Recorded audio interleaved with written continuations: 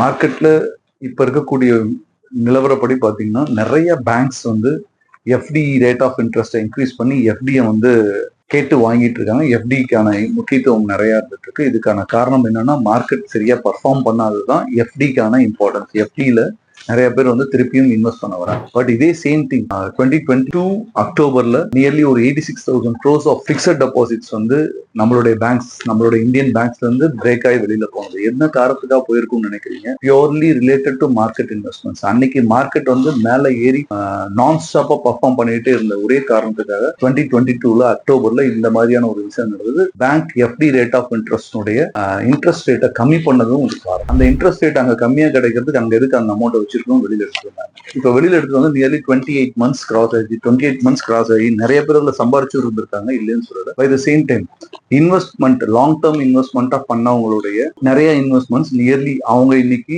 எவ்வளவு இன்வெஸ்ட் பண்ணியிருந்தாங்களோ அதுல nearly 40 to 50% லாஸ்ல இருக்கக்கூடிய கண்டிஷன்ல இருக்காங்க.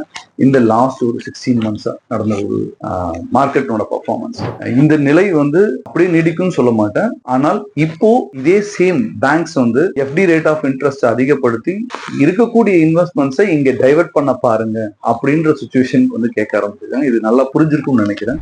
ஒரு டைம்ல இன்ட்ரெஸ்ட் ரேட்டை கம்மி பண்ணி நம்ம எஃப்டியை வெளியில எடுக்க வச்சாங்க. இப்போ எஃப்டியோட இன்ட்ரெஸ்ட் ரேட் அதிகப்படுத்தி திருப்பி எஃப்டிக்குள்ள கொண்டு வர வைக்கிறாங்க. மார்க்கெட்ல இருக்க பணத்தை நிறைய பேர் இருந்த வரைக்கும் லாஸ் போகுதுன்னு சொல்லிட்டு எடுத்துட்டு போறதுக்கான வாய்ப்பு இருக்கு. பட் அதை செய்யாம மார்க்கெட்னோட இந்த ஃபாலை வந்து கொஞ்சம் அக்செப்ட் பண்ணி முடிஞ்சா அடிஷனல் இன்வெஸ்ட்மெண்ட்ஸ் கொண்டு வந்து உங்களோட இன்வெஸ்ட்மெண்ட்ஸை க்ரோ பண்றதுக்கு பாருங்க.